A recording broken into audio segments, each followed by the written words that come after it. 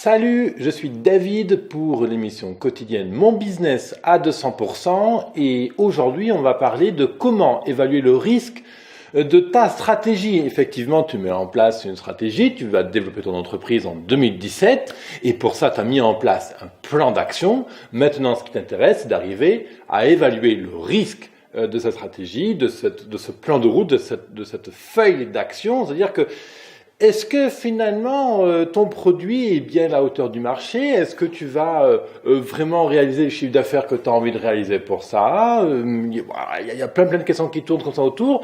Et typiquement, tu vois, tu peux avoir des peurs qui concernent est-ce que je fais le bon choix pour mon investissement? Est-ce que j'ai la bonne gestion sur mes rendez-vous? Est-ce que j'ai les bonnes techniques de communication? Est-ce que je serai assez compétent pour atteindre ce marché ou tel client ou pour atteindre telle zone de vente?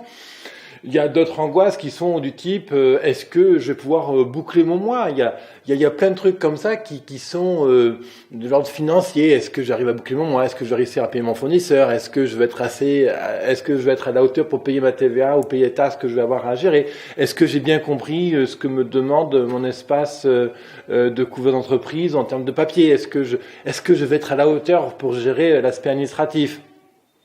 Par exemple, si tu veux une demande de financement, il y a des conditions à remplir, il y a des dossiers à gérer, et tu te demandes, mais est-ce que je vais être assez compétent pour les gérer, pour obtenir les financements, et de là, arriver à assurer la pérennité de mon entreprise?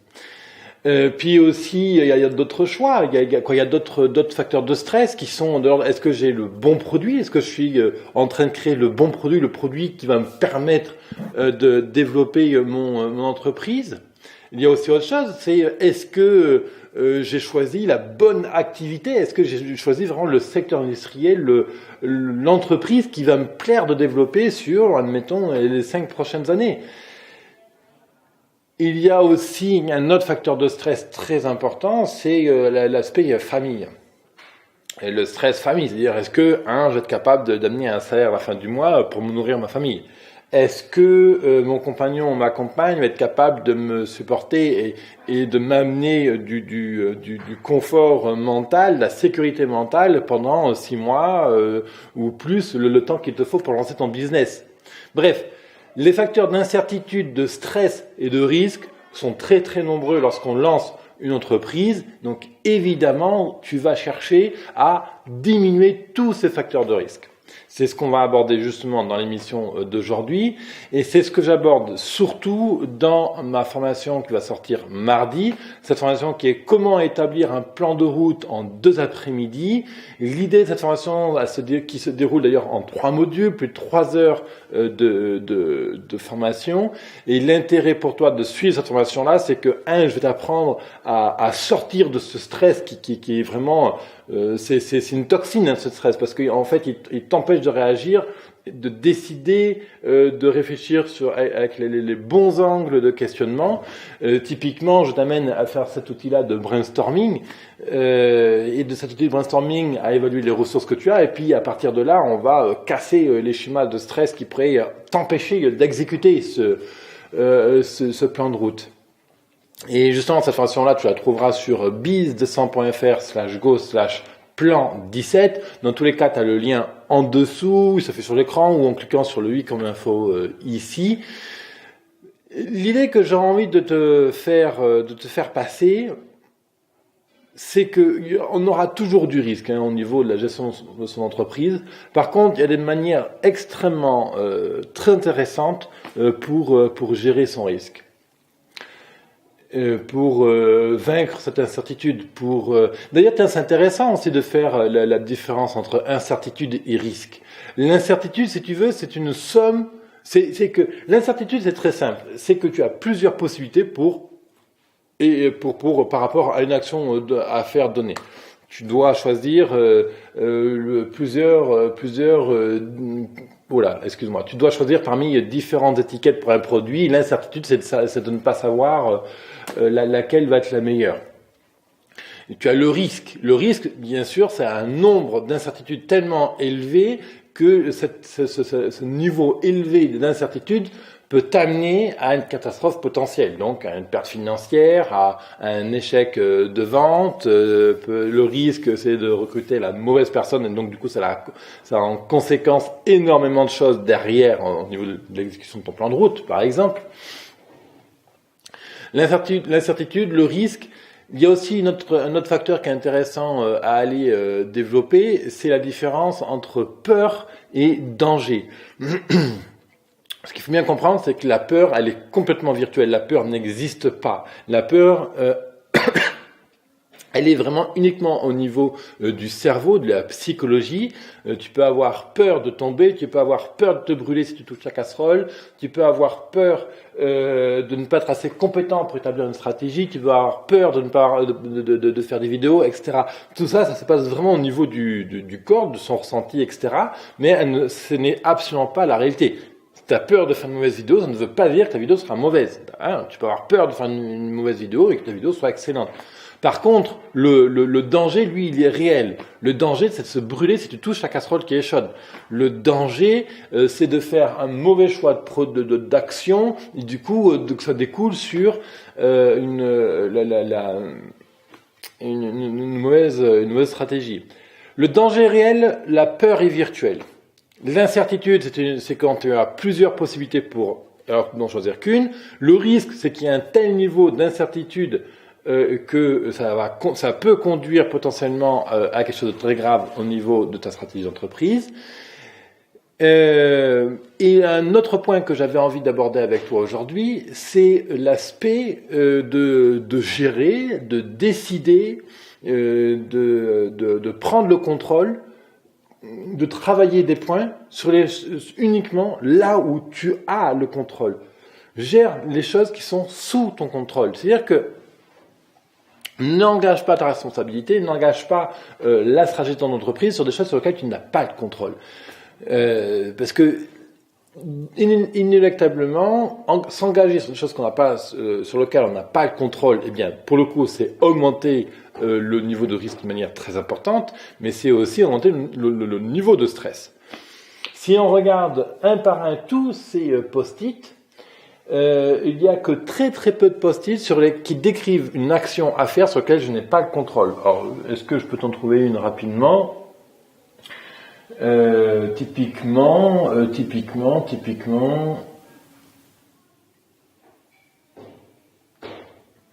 tu vois, tous les sujets que j'ai mis ici, j'ai le contrôle en fait dessus. Je ne sais pas forcément comment je vais le faire, c'est-à-dire que faut nuancer le fait d'avoir le contrôle. D'ailleurs, tu vois, en faisant la vidéo, je m'aperçois de cette nuance-là maintenant et je vais te la donner. J'ai pas le contrôle de l'horaire du train. Est-ce que le train va arriver à l'heure pour prendre mon avion derrière? Par contre, je peux apprendre à maîtriser quelque chose que je ne sais pas faire aujourd'hui. Par exemple, je suis pas forcément un très bon storyteller. Hein, c'est l'art de raconter des histoires. Et si j'ai réécrire mon storytelling sur la page à propos de mon blog. Donc ça, c'est une tâche clé que je dois faire dans les semaines à venir. Ok ? Donc l'idée, c'est que ici, je sais pas comment raconter une histoire. Je pense ne pas être assez bon pour raconter une histoire. Je pense ne pas être un bon storyteller. Ça, c'est une peur, c'est une angoisse. J'ai peur de pas bien faire. Ok, très bien. Par contre, je peux aller apprendre. Je peux aller chercher un expert en storyteller. En storytelling.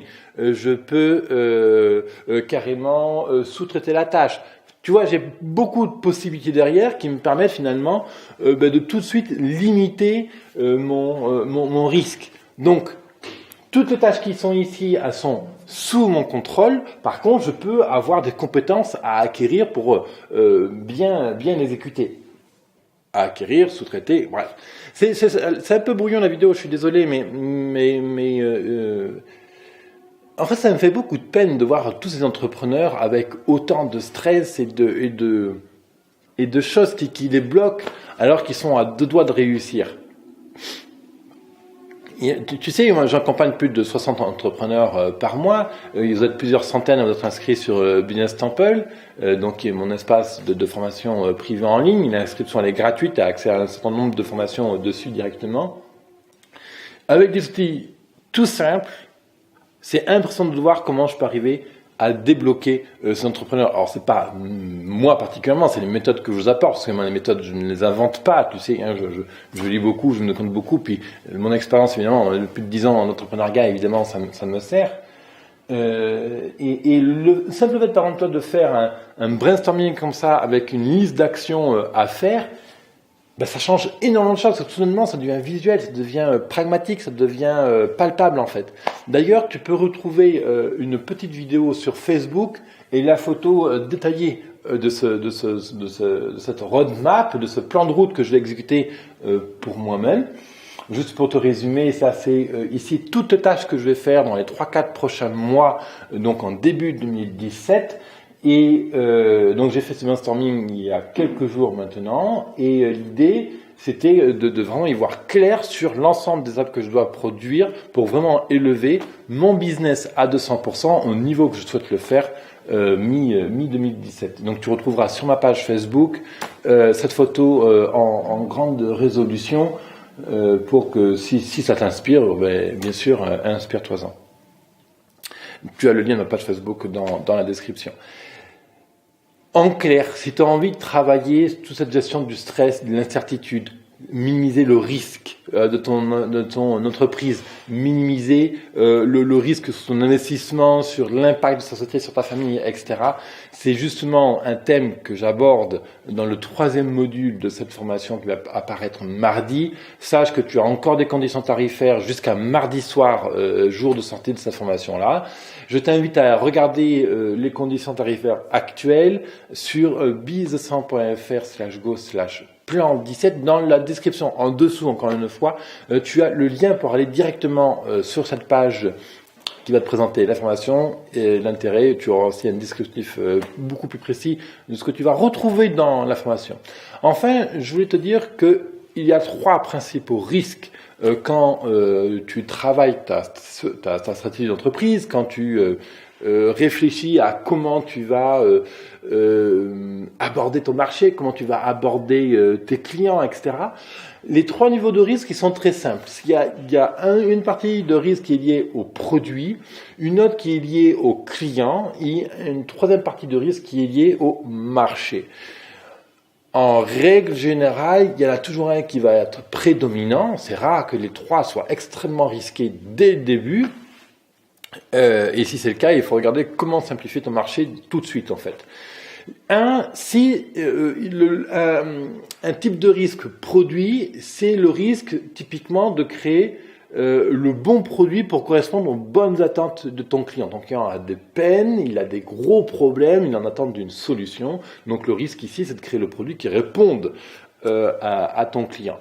Pour ça, c'est le premier type de risque. Le deuxième type de risque, c'est celui du client. C'est trouver le bon chemin, trouver la bonne manière d'atteindre ton client. C'est-à-dire qu'on considère que ton produit est bon, qu'il répond vraiment à une problématique de ton client. Par contre, maintenant, le problème est d'arriver à trouver le bon chemin, le bon parcours marketing pour atteindre ton client.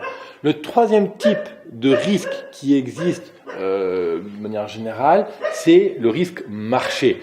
Alors lui, c'est le plus difficile à aborder. C'est est-ce que le business que je suis en train de créer est viable? Est-ce que le business que je crée est viable? Est-ce que le fait de vendre mon produit Y à tant d'euros sur tel volume va vraiment me permettre de financer l'entreprise et de vivre de cette activité-là? Donc les 3 types de risques, produit, client, marché, ces 3 risques qu'on aborde en détail dans cette formation justement qui sort mardi. Donc je t'invite vraiment à te inscrire sur cette formation pour y avoir accès à des conditions tarifaires avantageuses. Et en fait, c'est pas si compliqué que ça d'arriver à délimiter ce risque et d'arriver à l'appréhender en fait. Il y a 5 questions à traiter pour arriver à cadrer ce risque. Et justement, je te donne ces 5 questions extrêmement précises avec des exemples. On prend le temps ensemble d'étudier comment fonctionnent ces 5 questions et comment tu vas pouvoir les utiliser de manière répétitive et au quotidien dans ton business et dans ton analyse de stratégie. Ça se passe justement dans la formation sur biz100.fr/go/plan 17. Si tu savais comment je me sens beaucoup plus serein depuis que je maîtrise cette approche du risque. Cette approche du risque, Ça faisait, allez, on va dire un an et demi que je l'avais lu dans des bouquins, que je l'avais travaillé, que je le regarde, etc.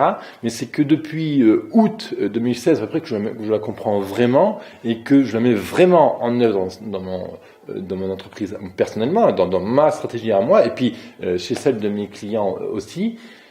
Et typiquement, c'est ce qui a permis à une société Intimo, c'est des huiles essentielles corse en Corse évidemment, d'aborder leur marché de manière progressive et de ne pas mettre 20 000 euros dans leur site web tout de suite. On a fonctionné par paliers. Et là, on est toujours sur des paliers bas encore en termes de tests. En ce moment, on fait des tests sur les publicités Facebook pour voir lesquelles qui communiquent le plus et lesquelles qui amènent le plus de visites et de conversions sur le site web. Et puis, quand on aura un panier de clients, donc là, on est sur un risque client. Hein, comment on fait pour atteindre le client? Quand on aura atteint un niveau de certitude suffisant, un niveau de certitude assez mature, et bien là, on pourra passer à une échelle industrielle beaucoup plus forte. Voilà ce que je veux te dire pour aujourd'hui. C'est très très important hein, de prendre conscience de son risque, de ses peurs, des vrais dangers de son business. Pour ça, ça se passe tout de suite de l'autre côté dans cette formation. Définis-toi un plan de route pour atteindre tes ambitions de 2017. Ça se passe en 2 après-midi, 3 modules, 3 heures. Et tout de suite, je t'invite à cliquer dessous sur le lien pour enregistrer ton accès à cette formation. Encore une fois, c'est satisfait remboursé, donc il y a 0 risque. Et puis cette formation, donc ça inclut 3 modules, 3 heures, plus de 3 heures de vidéo, schéma, etc., des exercices, on discute ensemble, il y a des sessions d'échange qui sont prévues au cours du mois. Ce sont des sessions qui sont privées, qui sont exclusivement dédiées aux gens qui achètent mes formations. Donc voilà, puis c'est des questions par rapport à la formation, tu n'hésites pas à les poser, bien entendu. Je suis tout à fait disponible pour t'y répondre. À de suite, de l'autre côté, dans le premier module. À toutes.